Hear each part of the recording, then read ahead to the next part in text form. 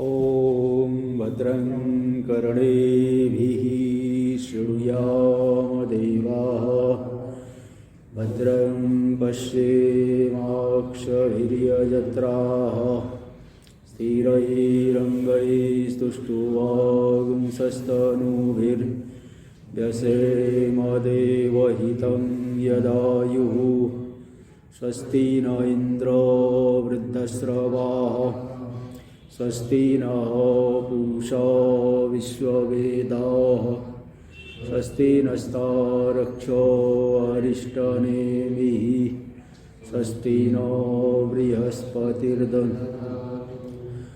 ॐ शान्ति शान्ति शान्तिः। शङ्करं शङ्कराचार्यं केशवं बादरायणं सूत्रभाष्य कृतौ वन्दे भगवन्तौ पुनः पुनः। ईश्वरो गुरुरात्मेति मूर्तिभेदं व्योमवद्व्याप्तदेहाय दक्षिणामूर्तये नमः। ॐ शान्ति शान्ति शान्तिः। मांडुक्य उपनिषद में तृतीय अद्वैत संज्ञक प्रकरण में यहाँ बताया जा रहा है। ये शंका की है कि यदि उत्पत्ति से पहले सब कुछ एकमेव द्वितीय है, उत्पत्ति के बाद पैदा हुआ और पैदा होकर सभी जीव भिन्न भिन्न भी हुए, तो पहले भले नहीं थे लेकिन बाद में तो उत्पन्न हुए, तो उनको सत्य मानना पड़ेगा। ऐसा तो उत्पत्ति वाक्य तो आए हैं। तो सिद्धांति ने कहा नहीं, उत्पत्ति वाक्य उत्पत्ति संसार सत्य इसमें तात्पर्य नहीं रखते हैं, बल्कि वो अद्वैत का बोध कराने के लिए ही उत्पत्ति आदि बताई गई है। इसीलिए मृल्लोह विस्फुलिंगाद्यैर सृष्टिर्या चोदितान्यथा, मृतिका दृष्टांत के द्वारा, लोह दृष्टांत के द्वारा, विस्फुलिंग आदि से सुवर्ण आदि, सुवर्णाभूषण, स्वप्न आदि के दृष्टांत के द्वारा जो भिन्न भिन्न प्रकार से सृष्टि बताई गई, वह अद्वैत में हमारी बुद्धि प्रविष्ट हो जाए, इसके लिए वह सृष्टि बताई गई है। वास्तव में कोई भेद नहीं है।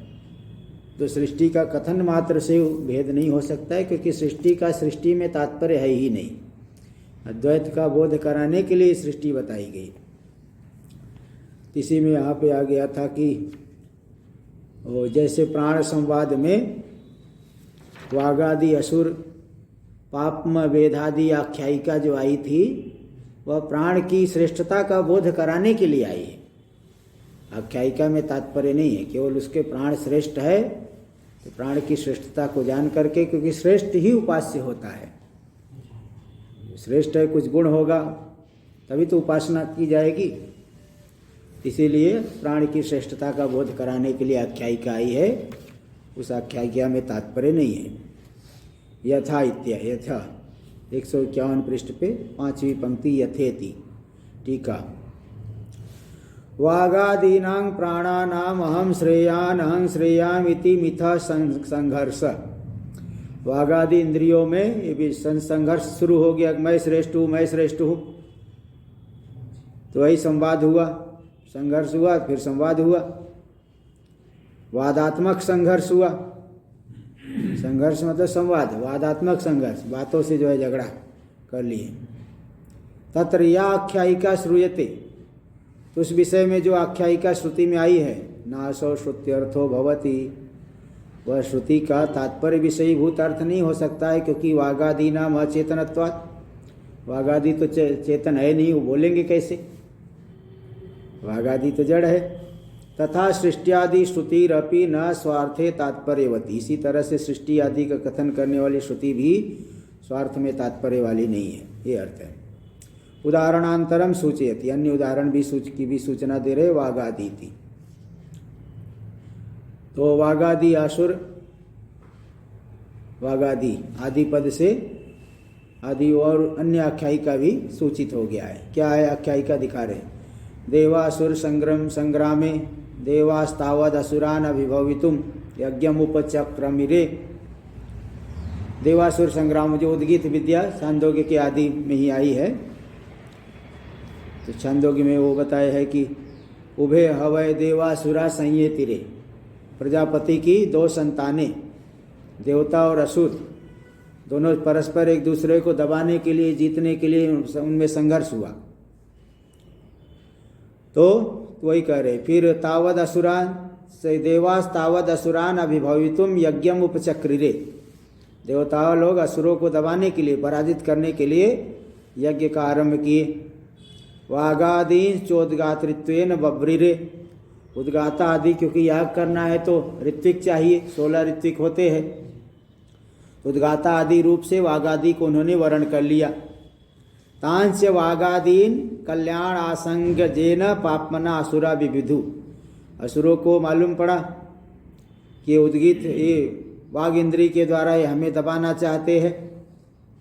असुरों ने छिद्र देख करके, वाणी इंद्री में दोष दे करके, जो अभिमान था ना कि मैं सत्य बोलने का अभिमान, तो आसंगज पाप, उस पाप में से उनको वेधन कर दिया। कल्याण आसंग, कल्याण मैं बहुत अच्छा बोलती हूँ, शुभ बोलती हूँ, इस तरह की जो आसक्ति से जनित पाप है उससे असुरों को वेधन कर दिया। इसलिए वाणी जो है सत्य भी बोलती, मिथ्या भी बोलती है। ऐसे सभी इंद्रियों में, नासिका इंद्रिय में को वेधन कर दिए तो नासिका इसलिए शुभ गंध को भी ग्रहण करती है, अशुभ गंध को भी ग्रहण करती है। ऐसे सभी रूप, चक्षु इंद्रिय को वेधन कर दिए, शुभ का भी दर्शन करेगा, शुभ का भी दर्शन करेगा। इत्यादि आख्यायिका जो आई च न यथाश्रुतार्था, जैसी सुनी गई है वैसा ही मतलब अर्थ ले लेना। छोटे वही बच्चों की तरह जो है जो कुछ बोले वो मान लिए। वागादीनां वाग अभावेन, क्योंकि वाणी क्या, वाणी तो है नहीं, मनुष्य की वाणी है तो मनुष्य बोल सकता है। वाणी कैसे बोलेगी, वाणी का दूसरा कोई वाणी है क्या? तो वागादीनां वाग अभावेन उद्गाना सामर्थ्यात्, वागादि के वाग नहीं होने से उद्गान का सामर्थ्य उनमें नहीं है। किंतु असुरैर अधर्षितत्वात्, किंतु जो असुरों के द्वारा वो धर्षित नहीं होने से, कौन धर्षित नहीं हुआ? प्राण। प्राण के ऊपर असुरों ने आक्रमण तो किया, लेकिन प्राण के आक्रमण किया तो स्वयं असुर ही विध्वस्त हो गए। जैसे मिट्टी का ढेला पत्थर पे मारने पर मिट्टी का ढेला ही टूट जाता है, पत्थर नहीं टूटता। किंतु असुरैर अधर्षितत्वात् प्राणोत्क्रांतो देहपात प्रसिद्धस्य, और दूसरा कारण क्या है? प्राण निकल गया तो पूरा शरीर नष्ट हो जाएगा, इसलिए प्राण ही श्रेष्ठ है। 2 कारणों से, असुरों ने उसका वेधन भी नहीं कर पाया, और दूसरी बात कि प्राण की उत्क्रमण होने पर शरीर ही नष्ट हो जाएगा।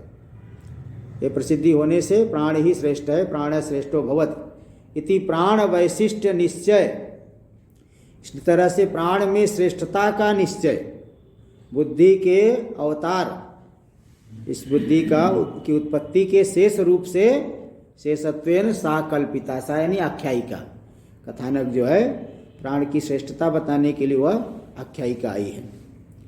तथैव, जैसे यो है इसी तरह से प्रकृति भी सृष्टियादि श्रुते स्वार्थे तात्पर्याभावात्, वर्तमान प्रसंग में भी सृष्टि आदि श्रुति का स्वार्थ में तात्पर्य नहीं होने से, सृष्टि में तात्पर्य नहीं होने से, तत्कार्यस्य तद व्यतिरेकेण अभावात्, दूसरी बात जो है इनका जो कार्य है द्वैत, वह अद्वैत से अतिरिक्त नहीं है।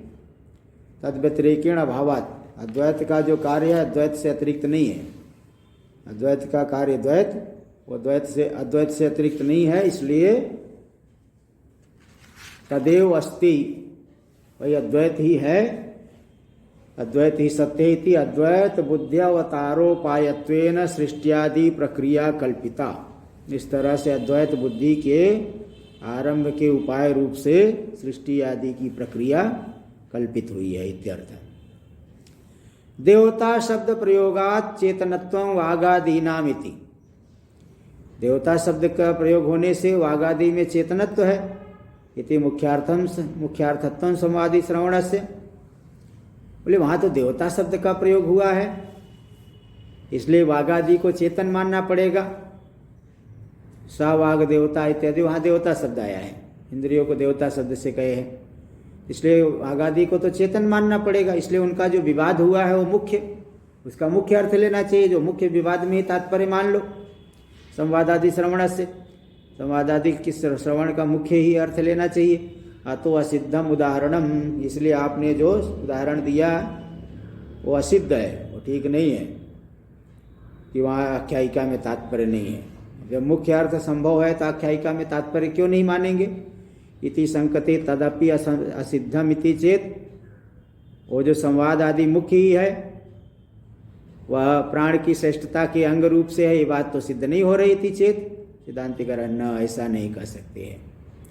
टीका में संवाद विसंवादयोर असतोर, असतो श्रुते अर्थे प्रामाण्यम अर्थवादादीनाम इति अंगीकारात्। 3 प्रकार के अर्थवाद है। विरोधे गुणवाद स्यात् अनुवादो वधारिते, भूतार्थवादस्तद्धानात् अर्थवादस्त्रिधामत। अगर विरोध है तो प्रत्यक्ष आदि प्रमाणों से विरोध है तो उसको गुणवाद कहते हैं। जैसे आदित्यो यूप, आदित्य यूप है। भाई आदित्य कहाँ यूप, यूप आदित्य कहाँ से है? खंभा, खंभा में थोड़ा सा उसका अच्छा सजा दिए है तो चमक रहा है, तो बोलते ये आदि खंभा तो आदित्य है, यूपो आदित्य, आदित्य यूप। तो हाँ, यूप की केवल आदित्य बोल करके स्तुति की जा रही है। जैसे सिंहो माड़व का बालक शेर है, तो विरोध होने पर प्रत्यक्ष आदि प्रमाण से दिख रहा है कि यूप आदित्य नहीं हो सकता, इसलिए विरोध होने पर गुणवाद उसको केवल स्तुति के लिए मानते हैं। अनुवादो आधारित, और पहले से अन्य प्रमाण से निश्चित है तो उसको अनुवाद माना जाता है। जैसे अग्निर्हिमस्य भेषजम, अग्नि ठंडी की दवाई है। और जब प्रत्यक्ष अन्य किसी प्रमाण से विरोध भी नहीं है और किसी प्रमाण से सिद्ध भी नहीं है तो उसको भूतार्थवाद कहते हैं, उसका स्वार्थ में तात्पर्य होता है। जैसे कि इंद्रो वृत्राय वज्रम उदयच्छत, इंद्र ने वृत्रासुर को मारने के लिए वज्र उठा लिया। तो कहाँ दिख रहा है कि इंद्र ने उठाया है? दिख रहा है कि नहीं? नहीं, इंद्र ने उठाया, मैं देख रहा हूँ। तो अन्य प्रमाण से सिद्ध भी नहीं है और किसी अन्य शास्त्र वाक्य से नहीं कह सके वज्र नहीं उठाया, ये भी नहीं आ रहा है, इसलिए उसको भूतार्थवाद कहते हैं, उसमें तात्पर्य माना जाता है। तो संवाद विसंवादयोर असतो, संवाद मतलब किसी अन्य प्रमाण से सिद्धि, और विसंवाद यानी किसी अन्य प्रमाण से विरोध। जब किसी अन्य प्रमाण से सिद्ध भी न हो और किसी अन्य प्रमाण से विरुद्ध भी न हो, ऐसे असतो ये नहीं होने पर श्रुते अर्थे प्रामाण्यम, तो श्रुत अर्थ में प्रामाण्य माना जाता है अर्थवादों का। इंद्रो वृत्राय वज्रम उदयच्छत इत्यादि को प्रमाण माना गया है। इति अंगीकारात् अविरोधापेक्षा में वह अर्थवाद प्रामाण्यम, तो जब विरोध नहीं होगा तभी अर्थवाद को प्रामाणिक माना जाएगा। यह तो परस्पर व्याहति दर्शनात्, किंतु यहाँ तो परस्पर व्याघात देखा जा रहा है, परस्पर जो है व्याघात हो रहा है, इसलिए न प्रामाण्यम, विलक्षणता देखी जा रही है, परस्पर व्याघात देखा जा रहा है, इसलिए प्रामाण्य नहीं। इति परिहरित न शाखा भेदेषु अन्यथा अन्यथा च प्राणादि संवाद श्रवणात्, भिन्न भिन्न शाखाओं में प्राणादि का संवाद भी अलग अलग ही आया है, इसलिए परस्पर व्याघात हो रहा है, विलक्षणता दिख रही है, इसलिए इस अर्थवाद को प्रामाणिक नहीं माना जा सकता। एक को मानोगे दूसरे में कुछ विलक्षणता आ रही, वो विरोध करेगा। इस तरह से परस्पर विलक्षणता होने से इस अर्थवाद को तो प्रमाण नहीं मान सकते। ये जो प्राण संवाद आदि अर्थवाद है इसको प्रमाण नहीं मान सकते, यही बात कर रहे हैं। न शाखा भेदेषु अन्यथा अन्यथा च प्राणादि संवाद श्रवणात्, भिन्न भिन्न शाखाओं में भिन्न भिन्न प्रकार से प्राण आदि के संवाद का श्रवण हुआ है। टीका में प्राणादि इत्यादि शब्देन मुख्य प्राणातिरिक्ता वागादयो गृह्यन्ते, प्राणादि यहाँ आदि पद से मुख्य प्राण से अतिरिक्त वागादि का ग्रहण किया जाता है।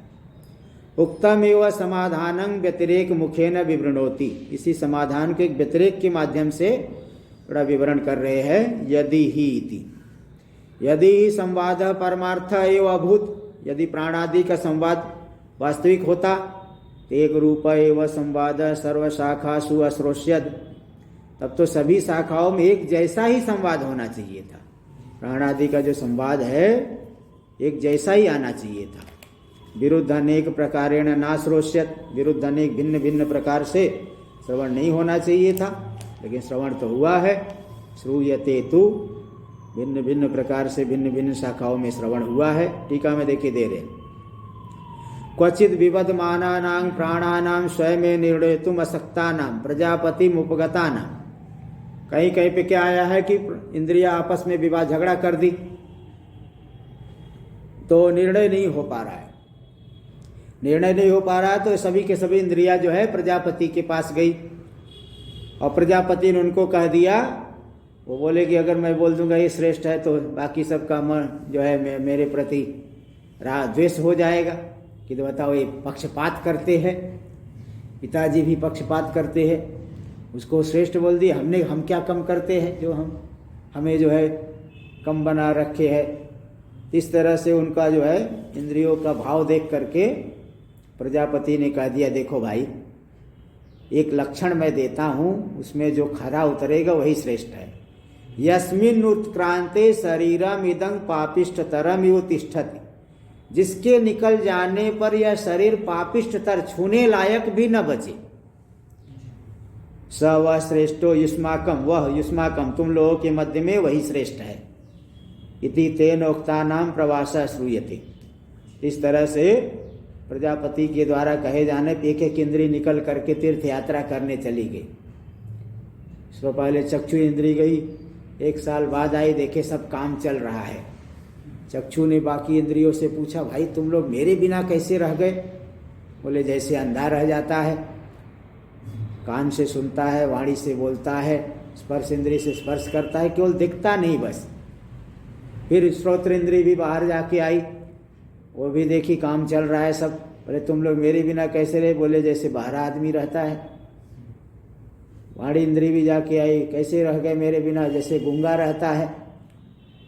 लेकिन जब प्राण निकलना आरंभ किया तो सब जो है प्राण के साथ साथ ऊपर उठने लगे। बोले रुक जाओ नहीं तो हमारा राम नाम सत्य हो जाएगा। फिर मालूम पड़ गया प्राण ही श्रेष्ठ है। कहीं कहीं ये आया है। और प्रवासो व्यपदिश्यते, तो यस्मिन् उत्क्रांते शरीरम, हाँ प्रवास श्रूयते क्वचित तु स्वातंत्र्येण। कहीं कहीं जो है वो प्रजापति के पास नहीं गए हैं, वापस में ही निर्धारण, जिसके निकल जाने पर शरीर जो है तुम बाहर जाके देखो, तुम्हारे बिना कोई इंद्री बोली मेरे बिना काम नहीं चला, अच्छा तुम बाहर जाके देखो। फिर दूसरे ने भी बाहर जाके, तो हाँ प्रजापति के पास नहीं गए, कहीं कहीं पे स्वतंत्र रूप से निर्णय किए। तो स्वातंत्र यस्मिन् उत्क्रांते शरीरम इदं पतति स न श्रेयान, जिसके उत्क्रमण कर जाने पर यह शरीर पतित हो जाता है वही हमारे मध्य में श्रेष्ठ है। इति आलोच्य प्रवासो व्यपदिश्यते, ऐसा विचार करके प्रवास का कथन किया गया है। क्वचित पुनर्वाक चक्षु श्रोत्र मनांशी, कहीं कहीं पे वाणी चक्षु श्रोत्र और मन, तो मुख्य प्राणातिरिक्ता चत्वारः श्रूयन्ते, 4 का ही श्रवण हुआ है। क्वचित वागा क्वचित त्वगादयोपि, त्वगादयो ने त्वगादयो, क्वचित त्वगादयोपि, क्वचित त्वगादि का भी श्रवण हुआ है। इत्येवं विरुद्ध अनेक प्रकारेण संवाद श्रवणम अस्ति, विरुद्ध अनेक प्रकार से संवाद प्राण संवाद का श्रवण हुआ, इसलिए उसमें तात्पर्य नहीं माना जा सकता। इत्यास श्रूयते तु इति, इसी बात को बता रहा है श्रूयते तु। प्राण संवाद श्रुतीनां मिथो विरोधात्, प्राण संवाद श्रुतियों में परस्पर विरोध होने से नास्ति स्वार्थे प्रामाण्यम, उनका स्वार्थ में प्रामाण्य नहीं है। इति उपसंहरत, ये उपसंहार करे तस्मादिति, तस्मात् न तादर्थ्यम संवाद श्रुति नाम, संवाद श्रुतियों का उनमें स्वार्थ में तात्पर्य नहीं है, ये समझ लेना चाहिए। टीका में उक्त दृष्टान्तानुरोधाद उत्पत्ति वाक्यान्यपि न विवक्षितार्थानि, उक्त दृष्टांत के अनुरोध से उत्पत्ति वाक्य को भी विवक्षित अर्थ वाला नहीं मान सकते हैं। क्वचित आकाशादि क्रमेण सृष्टि, क्वचित अग्न्यादि क्रमेण, क्वचित प्राणादि क्रमेण, क्वचित अक्रमेण इत्येवं परस्पर पराहति दर्शनात्। सृष्टि में भी, सृष्टि वाक्यों में भी भिन्न भिन्न प्रकार से आया है। क्या है? कहीं आकाश से पहले आकाश की सृष्टि बताई उसके क्रम से, कहीं पे अग्नि आदि के छांदोग्य में तो तेज के क्रम से, हाँ क्वचित प्राणादि क्रमेण, मुंडक उपनिषद में एतस्मात् जायते प्राणा मन सर्वेन्द्रियाणि च खम वायुर्ज्योतिराप पृथ्वी विश्वस्य धारिणी। और प्रश्नोपनिषद में भी स प्राणम सृजत प्राणात् श्रद्धाम, षोडश कला में पहले प्राण की सृष्टि बताई है, क्वचिता क्रमेण, कहीं पे बिना क्रम के ही। ऐतरेयोपनिषद देखो, बिना क्रम के ही, कोई क्रम नहीं। इत्येवं परस्पर पराहति दर्शनात्, परस्पर पराहति, परस्पर पराहति, परस्पर एक दूसरे का पराहत कर रहे हैं, एक दूसरे को बाधित कर रहे हैं, इसलिए सृष्टि में तात्पर्य नहीं है। इत्याह तथा इति। तथा उत्पत्ति वाक्यानि प्रत्येतव्यानि, उत्पत्ति वाक्यों को भी ऐसे जानना चाहिए, क्योंकि एकांतिक रूप से एक जैसी ही उत्पत्ति नहीं बताई गई है, भिन्न भिन्न प्रकार से उत्पत्ति बताई गई है, इसलिए उत्पत्ति भी वाक्यों का भी स्वार्थ में तात्पर्य नहीं है। टीका में प्रतिकल्पम सृष्टि भेदस इष्टत्वात्, प्रत्येक कल्प में सृष्टि भेद इष्ट है, इसलिए उक्त श्रुति नाम अपि प्रतिसर्गम अन्यथात्वात्, उक्त श्रुतियों का भी प्रत्येक सर्ग में अन्यथा भाव होता है, भिन्न भिन्न प्रकार से होते हैं, इसलिए व्यवस्थया अर्थवत्वम स्यात्, बोले व्यवस्था से सार्थकता मान लो इन श्रुतियों को। इति संकते कल्पेति। कल्प सर्ग भेदा संवाद श्रुति नाम उत्पत्ति श्रुति नाम च प्रतिसर्गम अन्यथात्वम इति चेत, बोले कल्प भेद से और सर्ग भेद से संवाद श्रुतियों का और उत्पत्ति श्रुतियों का प्रत्येक सर्ग कल्प सर्ग, प्रत्येक कल्प में जो सृष्टि होती है ना, उसके भेद से, प्रत्येक कल्प में सृष्टि के भेद से संवाद श्रुति और उत्पत्ति श्रुति का प्रत्येक सर्ग में भेद रहेगा, अन्यथा तो रहेगा, अन्यथा भाव रहेगा। इति चेत सिद्धांतिकरण न, ऐसा मत कहो। टीका में सिद्धे प्रामाण्य व्यवस्था कल्प्यते, पहले सृष्टि श्रुतियों का प्रामाण्य सिद्ध हो, फिर व्यवस्थापन किया जाए, इस कल्प में ऐसा, उस कल्प में वैसा। अभी तो प्रामाण्य सिद्ध ही नहीं हुआ, तदेव नाद्यापि सिद्धम, प्रामाण्य तो अभी भी सिद्ध नहीं हुआ है। इति उत्तरमः न, ऐसा मत कहो। नई अन्य प्रयोजनवत्वम संवाद उत्पत्ति श्रुति नाम सत्यम कल्पयतु। अच्छा, न निष्प्रयोजनत्वात् यथोक्त बुद्धि अवतार प्रयोजन व्यतिरेकेण, अद्वैत में बुद्धि का प्रवेश कराने के लिए सृष्टि का कथन हुआ अध्यारोपापवाद न्याय से। इस प्रयोजन को अगर छोड़ दिया जाए तो बाकी सृष्टि श्रुति का कोई प्रयोजन नहीं है, इसलिए यही प्रयोजन मानना पड़ेगा। नई अन्य प्रयोजनवत्वम संवाद उत्पत्ति श्रुति नाम सत्यम कल्पयितुम, संवाद और उत्पत्ति श्रुतियों का अद्वैत में बुद्धि के प्रवेश को छोड़ करके अन्य प्रयोजन नहीं माना जा सकता है। टीका में तासांग प्रयोजनवत्वम त्वयापि स्वीकृतम, उन श्रुतियों का तो प्रयोजन आपने भी स्वीकार कर लिया। इत्याशंका यथोक्त, ऐसी आशंका होने पर कह रहे यथोक्त बुद्धि अवतार, अद्वैत में बुद्धि का प्रवेश, इस प्रयोजन को छोड़ करके और कोई प्रयोजन नहीं मालूम पड़ रहा है। प्रयोजनांतरा भावं प्रकटयति, अन्य प्रयोजन का भाव है, इसको बता रहे हैं, प्रकट कर रहे नहीं। अन्य प्रयोजनवत्वम संवाद उत्पत्ति श्रुति नाम सत्यम कल्पयितुम, संवाद श्रुति और उत्पत्ति श्रुतियों का अन्य प्रयोजन नहीं माना जा सकता है। ठीक है, प्राणादि भाव प्राप्त ध्यानार्थं प्राणादि संकीर्तनम इति संकते, बोले प्राणादि का ध्यान करके प्राण रूपता की प्राप्ति के लिए, हिरण्यगर्भ रूपता की प्राप्ति के लिए प्राणादि का कथन हुआ है, ऐसी शंका करे। तथात्व प्रतिपत्तये ध्यानार्थम इति चेत, प्राणादि भाव की प्राप्ति के लिए प्राणादि का संकीर्तन किया गया है, जिससे कि उनका ध्यान करके हम प्राणादि भाव की प्राप्ति कर ले, अन्य प्रयोजन तो हो गया। इति चेत सिद्धांति कह रहे न, अगर ध्यान की बात ध्यान करना चाहोगे तो उनका जो झगड़ा है तब तो वो भी ध्यान करो, झगड़ा करोगे, झगड़े का ध्यान करते करते फिर और आपस में ही निकल करके मैं श्रेष्ठ हूँ झगड़ा करने लगो, फिर तो प्राण की प्राप्ति के लिए प्राण का ध्यान करना है, उनके झगड़े का भी ध्यान करो फिर तो। न कलह उत्पत्ति प्रलयानाम प्रतिपत्तेर अनिष्टत्वात्, कलह उत्पत्ति और प्रलय इनका ध्यान जो है वो तो अनिष्ट है, क्योंकि जैसा जैसा ध्यान करोगे वही वही फल मिलेगा। तम यथा यथा उपासते तदेव भवति इति श्रुते है, क्योंकि ये श्रुति मुद्गलोपनिषद में आया है, जैसी जैसी उपासना करते वैसे वही हो जाता है। अब ध्यान करने की बात आएगी, जो जो कहा गया सब ध्यान करेंगे, उत्पत्ति का ध्यान करने से बार बार उत्पत्ति होगी, प्रलय का ध्यान करने से बार बार प्रलय होगा, झगड़े का ध्यान करने से बार बार झगड़ा करेगा।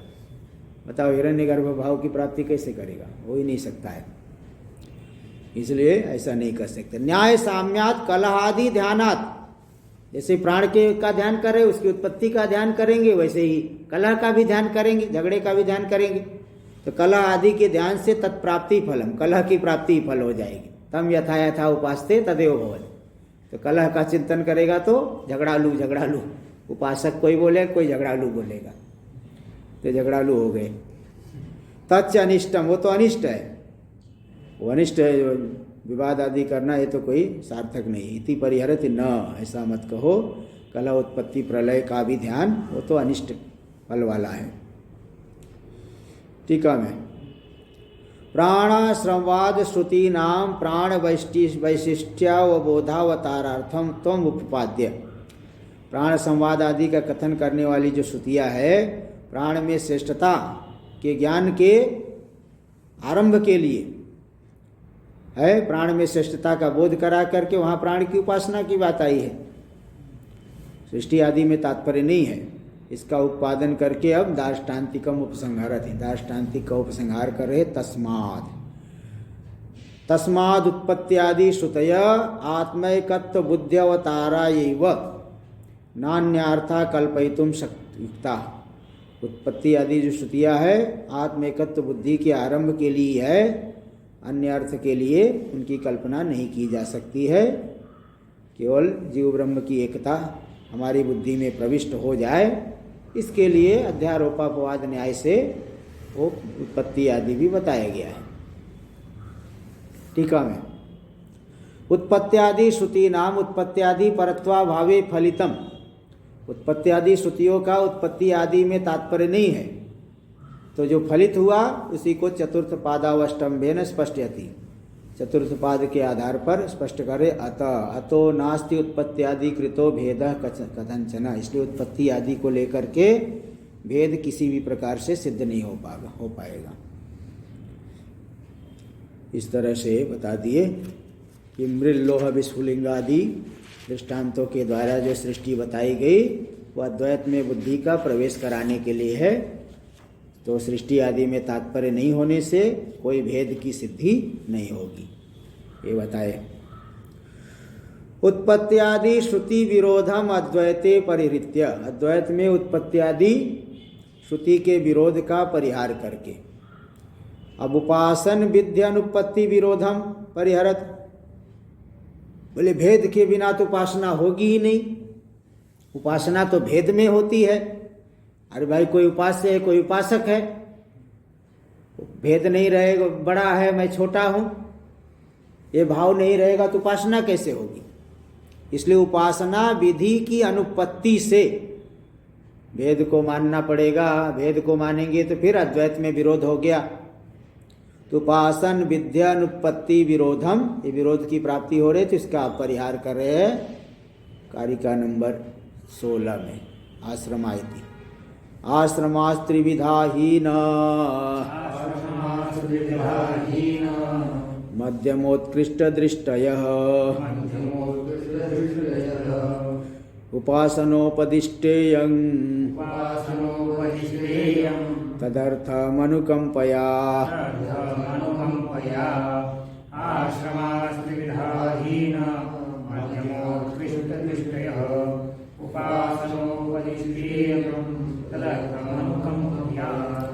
आश्रमास्त्रिविधा, आश्रम, आश्रमाय मतलब आश्रम वाले, वाणी लोग, आश्रमी लोग, अर्षादिभ्यो अच हुआ है। आश्रम येषाम संति ते आश्रमा, आश्रमीण, आश्रम वाले। जो अधिकारी 3 प्रकार के हैं। हीन मध्यमोत्कृष्ट दृष्टय, हीन दृष्टि वाले, दृष्टि यानी ज्ञान सामर्थ्य, हीन ज्ञान सामर्थ्य वाले, मध्यम ज्ञान सामर्थ्य वाले और उत्कृष्ट ज्ञान सामर्थ्य वाले। उत्तम अधिकारी, मध्यम अधिकारी और मंद अधिकारी, हीन अधिकारी, मंद अधिकारी। तो अब उत्तम अधिकारी तो विचार करके जान लेगा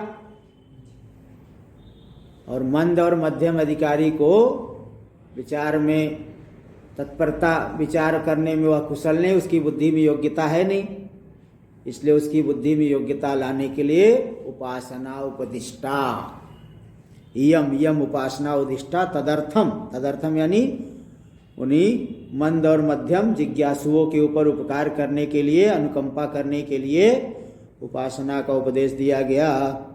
इसीलिए वेदांत कल्पतरु में जो श्लोक आया है, निर्विशेषं परम ब्रह्म साक्षात कर्तुम अनीश्वरा ये मंदास्तेनुकंप्यन्ते सविशेष निरूपण ही वशीकृते मनस्येषां सगुण ब्रह्मशीलनात् तदेवाविर्भवेत् साक्षात अपेतोपाधि कल्पनम। निर्विशेषं परम ब्रह्म साक्षात कर्तुम अनीश्वरा, जो निर्विशेष पर ब्रह्म को साक्षात्कार कर जानने में समर्थ नहीं है, अनीश्वर यानी समर्थ नहीं है, जो अधिकारी लोग निर्विशेष ब्रह्म को जानने में समर्थ नहीं है, उनके ऊपर अनुकंपा करने के लिए सविशेष रूप का निरूपण किया गया है, सोपाधिक रूप का वर्णन हुआ है। तो वशीकृते मनस्येषां सगुण ब्रह्मशीलनात्, जब सगुण ब्रह्म का ध्यान करते करते बुद्धि में एकाग्रता आ जाएगी, बुद्धि वश में हो जाएगी, सूक्ष्म और एकाग्र हो जाएगी, तो तदेव भवेत् साक्षात अपेतोपाधि कल्पनम, फिर उपाधि की कल्पना से रहित निर्विशेष रूप भी उनको भाषित हो जाएगा जब उनके अंदर योग्यता आएगी।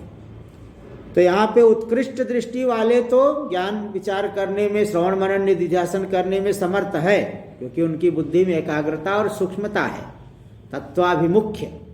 तत्वाभिमुखी है उनकी बुद्धि। लेकिन जो मध्यम और मंद बुद्धि वाले हैं, उनके अंदर अभी उतनी एकाग्रता नहीं है, सूक्ष्मता नहीं है, बुद्धि में तीक्ष्णता नहीं है। इसलिए ऐसे लोगों के ऊपर कृपा करने के लिए उपासना का उपदेश हुआ है। इसीलिए ये नहीं कह सकते कि उपासना के विधान से भेद को मानना पड़ेगा।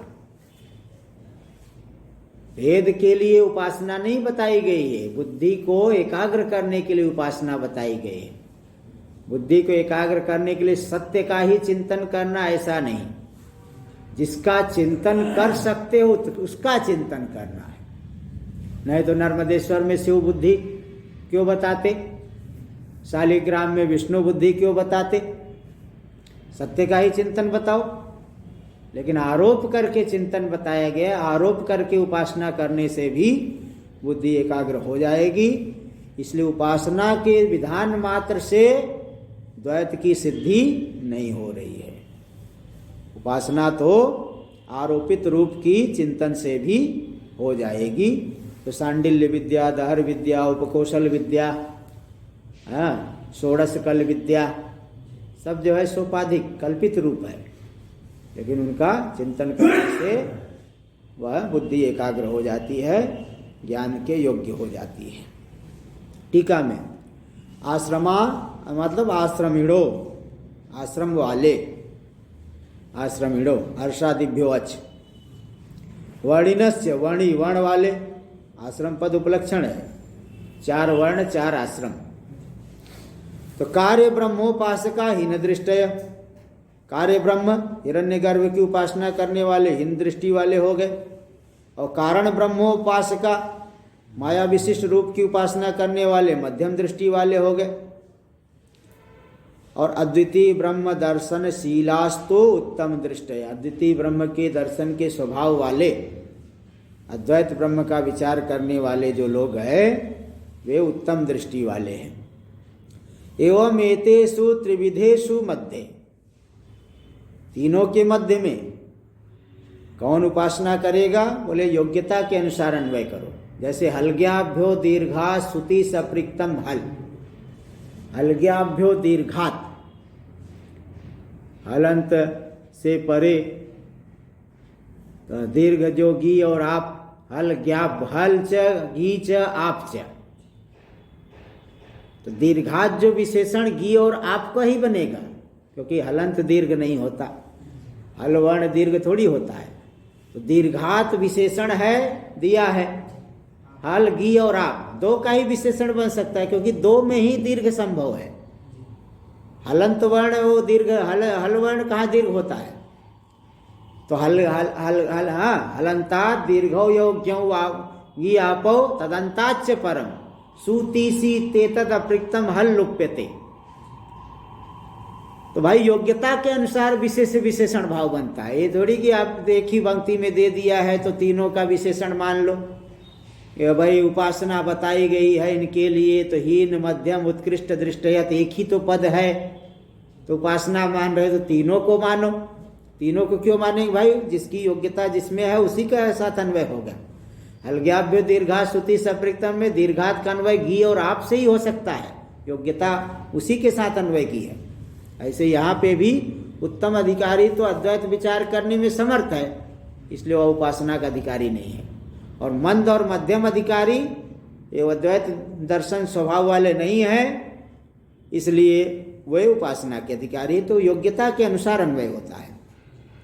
एवं एतेषु त्रिविधेषु मध्ये, ये जो तीन प्रकार के अधिकारी इनके मध्य में, तेषां मंदानां मध्यमानां च उत्तम दृष्टि प्रवेशार्थम, मंद और मध्यम में भी उत्तम दृष्टि आ जाए, अद्वैत ब्रह्म दर्शन का स्वभाव उत्पन्न हो जाए, इसके लिए दयालुना वेदेन उपासना उपदिष्टा, दयालु वेद के द्वारा उपासना बताई गई। तथा च उपासनानुष्ठान द्वारेण, इस प्रकार से जब वो उपासना का अनुष्ठान करेंगे तो उत्तमाम एकत्व दृष्टिम क्रमेण प्राप्ता, उत्तम एकत्व दृष्टि को क्रम से प्राप्त करके उत्तमे सेव अंतर्भविष्यन्ति, उत्तमों में ही अंतर्भूत हो जाएंगे। हाँ, उसे करते करते वहाँ भी आ, जैसे वकील के यहाँ काम करते करते खुद भी वकील हो गया। कोई व्यक्ति देखा वकील के यहाँ झाड़ू लगा रहा है और खुद भी पढ़ाई कर रहा है, तो वकील करते करते वो खुद भी वकील बन बैठा। ऐसे ही यहाँ पे उपासना करते करते आगे वाली कक्षा में बैठने लग गया, मतलब योग्यता आ गई। जबरदस्ती कक्षा में बैठने से कुछ नहीं होगा, योग्यता आ गई। तथा च उपासनानुष्ठान द्वारेण उत्तमाम एकत्व दृष्टिम क्रमेण प्राप्ता उत्तमे सेव अंतर्भविष्यन्ति इति अर्थ, उत्तमों में ही उनका अंतर्भाव हो जाएगी, अर्थ है। श्लोक व्यावर्त्याम आशंका माह, श्लोक के द्वारा जिस आशंका की व्यावृत्ति की जाएगी पहले उस आशंका को दिखा रहे। यदि परयो आत्मा, यदि एक ही परमात्मा है, परयो आत्मा नित्य शुद्ध बुद्ध मुक्त स्वभाव एक, जो नित्य शुद्ध है, बुद्ध ज्ञान स्वरूप है, मुक्त स्वभाव वाला एक ही है परमार्थ सन, तो एक मेवा द्वितीयम इत्यादि श्रुतिभ्यो असदन्यत, एक मेवा द्वितीयम इत्यादि श्रुतियों के द्वारा एक ही परमात्मा सिद्ध हो रहा है, वही पारमार्थिक है, नित्य शुद्ध बुद्ध मुक्त स्वभाव वाला है, बाकी सब मिथ्या है। बोले बाकी सब मिथ्या है तो किमर्थम यम उपासना उपदिष्टा, एक ही पारमार्थिक है तो बाकी सब असद है, तो उपासना क्यों बताए भाई? फिर ये भी तो बताते जाओ, कैसे न मिथ्या बोल के भाग रहे हो, उपासना क्यों बता दिए फिर, ये बताओ। टीका में तस्यैव परमार्थता सत्वे प्रमाणम, एक ही नित्य शुद्ध बुद्ध मुक्त स्वभाव वाला परमात्मा ही परमार्थ है, इसमें प्रमाण दे दिए एक मेवा द्वितीय इत्यादि श्रुतियां। द्वैत प्रतीतेर मिथ्या द्वैत विषयत्वेन अविरोधम, द्वैत की प्रतीति जो हो रही है वो मिथ्या द्वैत को विषय करेगी, इसलिए कोई विरोध नहीं है। मिथ्या असद अन्यत, बाकी सब असद है। तद्वैतस्य वस्तुत्वे ध्यान विधि विरोधम, अद्वैत ही जब पारमार्थिक है तो उपासना का विधान कैसे हो गया? उपासना तो भेद की अपेक्षा रखेगा, तो ध्यान विधि विरोध को दिखा रहे। किमर्था यम उपासना उपदिष्टा, फिर उपासना किस लिए बताई गई तो बता दो। उपासनोपदेशमेव विशदयति, उपासना के उपदेश का ही स्पष्टीकरण करे। आत्मा वारे द्रष्टव्य, आत्मा का दर्शन करना चाहिए। बोले यहाँ कहाँ उपासना, बोले निधिध्यासितव्य, वो जो बोले ना ध्यान, संशयात्मक ध्यान कहते उपासना कह देते, थोड़ा निश्चयात्मक है तो निधिध्यासन कह देते हैं। तत्र ही निधिध्यासितव्य इति उपासनोपदिश्यते। निधिध्यासितव्य यहाँ पे तो उपासना बताई गई। यह आत्मा इत्यादौ तो स विजिज्ञासितव्य इति ध्यान विधि। यह आत्मा अपहत पापमा विजरो भी मृत्यु, तो यहाँ विजिज्ञासितव्य के द्वारा ध्यान विधि बताई गई। आगे भाष्य में देखिए दे रहे हैं, यह आत्मा अपहत पापमा और स क्रतुम कुर्वीत, वह क्रतु संकल्प करे, उपासना करे, प्रत्ययों की जो है धारा प्रवाह पुनरावृत्ति करे। आत्मा इत्यु उपासित, आत्मा जो शब्द और प्रत्यय का विषय, ऐसे ही उस आत्मा का की उपासना करे। इत्यादि श्रुतिभ्य, इत्यादि श्रुतियों का विधान क्यों हुआ है अगर एक ही अद्वैत आत्मा है तो। सक्रतुम इत्यत्र स शब्देन समाधिमान अधिकारी परामृश्यति। वह क्रतु करे, संकल्प करे, उपासना करे तो स शब्द से समदम आदि गुण वाला अधिकारी जो है लिया जाएगा। इसे सांडिल्य विद्या में आया है, छांदोग्य उपनिषद में। सर्वं खल्विदं ब्रह्म तज्जलानिति शांत उपासित, तो समाधिमान यहाँ पे अधिकारी रूप से परामृष्ट हो रहा है। चलिए आगे हम लोग करेंगे अगले पाठ में। ओम भद्रं कर्णेभिः शृणुयामदेवाः, भद्रं पश्येमाक्षभिर्यजत्राः, स्थिरैरङ्गैस्तुष्टुवागुंशस्तनूभिर्व्यसेम देवहितं यदायुः। स्वस्ति न इन्द्रो वृद्धश्रवाः, स्वस्ति नः पूषा विश्ववेदाः, स्वस्ति नस्तारक्षो अरिष्टनेमिः, स्वस्ति नो बृहस्पतिर्दधातु। ओम शांति शांति शांति। शंकरं शंकराचार्यं केशवं बादरायणं सूत्रभाष्य कृतौ वन्दे भगवन्तौ पुनः पुनः। ईश्वरो गुरुरात्मेति मूर्तिभेद व्योमवद्व्याप्तदेहाय दक्षिणामूर्तये नमः। ओम शांति शांति शांति।